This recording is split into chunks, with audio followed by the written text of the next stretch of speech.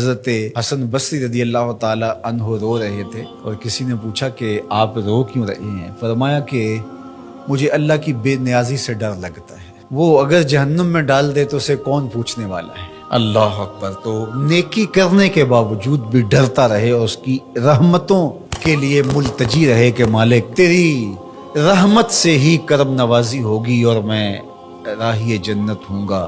عدل کریں تے تھر تھر کمبن اچیاں شانہ والے، فضل کریں تے بخشے جاون میں ورگے منہ کالے۔ تو اس کے فضل سے ہی بات بنتی ہے۔ تو فرمایا مگر اصحاب یمین فی جنات، وہ باغوں میں ہوں گے، یتساءلون عن المجرمین، وہ مجرموں سے سوال کر رہے ہوں گے۔ یہ جنت کے اونچے مقام پہ ہوں گے اور ایسے مقام سے ان کو جہنم دکھائی دے رہی ہوگی۔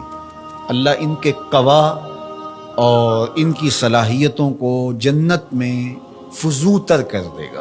مقربین بارگاہ کی صلاحیتیں باقی لوگوں کی نسبت اللہ فزوں تر فرما دیتا ہے۔ آپ نے قرآن مجید میں یہ بارہا پڑھا کہ حضرت سلیمان علیہ السلام نے کتنے میل دور سے چیونٹی کی آواز کو سنا بھی اور اس کے مفہوم کو جو وہ کہہ رہی تھی سمجھا بھی۔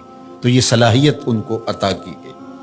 اللہ اکبر۔ تو اس طرح جنت کے اندر اہل جنت مجرمین کو دیکھ رہے ہوں گے جو جہنم کی آگ میں جل رہے ہوں گے اور ان سے سوال کریں گے، باقاعدہ ان سے بات کریں گے اور پوچھیں گے ان کو کیا ما سلککم فی سقر، وہ انہیں کہیں گے کہ تم جہنم میں کیسے آئے؟ قالوا لم نک من المصلین، وہ کہیں گے ہم نماز نہیں پڑھتے تھے، نماز نہ پڑھنے کا سبب ہوا کہ آج ہم جہنم کا ایندھن بنے۔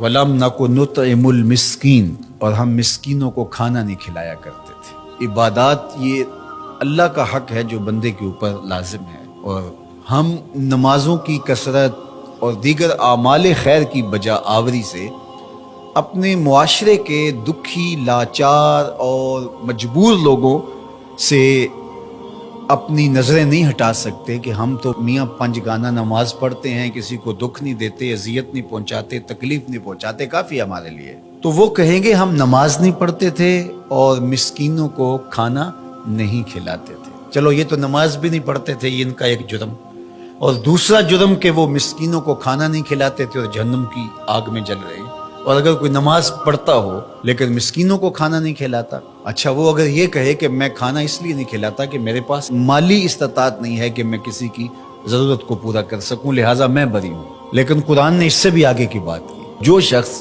مالی طور پہ مستحکم نہیں ہے لیکن اللہ نے اس کو زبان دی ہے، اللہ نے اس کو اثر و رسوخ دیا ہے، وہ کسی کو ترغیب دے کر کے کسی دکھی کی ضرورت کو پورا کروا سکتا ہے، اور وہ کہے کہ جناب میری یہ ذمہ داری میں شامل نہیں ہے، تو قرآن نے اس کی بھی مذمت کی۔ وَلَا يَحُضُّ عَلَىٰ طَعَامِ الْمِسْكِينِ، فرمایا کہ یہ مسکینوں کو کھانا کھلانے کی ترغیب نہیں دیتا۔ اس کو چاہیے تھا کہ وہ امراء کو اس کی ترغیب دیتا اور غرباء کی طرف ان کو متوجہ کرتا، تو اس کا یہ عمل بھی صدقہ قرار پاتا اور اس کا یہ عمل بھی اللہ کی رضا کا سبب اور ذریعہ ہوتا، اور وہ کہتا ٹھیک ہے یہ تڑپتے رہیں، میں کیا کر سکتا ہوں، اور میں ان کے لیے کسی کو ترغیب ہی کیوں دوں۔ تو اس کی بھی مذمت کی گئی، اور ایسے نمازیوں کو کہا کہ وہ اپنی نمازیں دکھاوے کی نمازیں پڑھ رہے ہیں، انہیں نماز کے فلسفے سے ہی آگہی نہیں آئی۔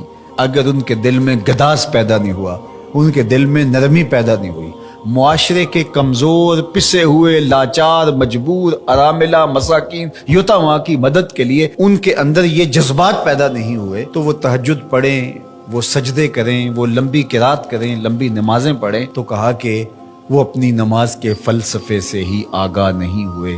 نماز کا عملی نتیجہ یہ تھا کہ وہ ضرورت مندوں کی ضرورت کو پورا کرتے، ان کے پاس اگر مالی استطاعت ہے تو اللہ کے دیے ہوئے اس مال سے، اور اگر وہ مالی استطاعت نہیں رکھتے تو اللہ نے ان کو جو دیگر صلاحیتیں بخشی ہیں ان سے وہ تحریص دلاتے، ان سے وہ ترغیب دیتے، اور ان کے کہنے سے کسی دکھی، لاچار، مجبور کی ضرورت پوری ہو جاتی۔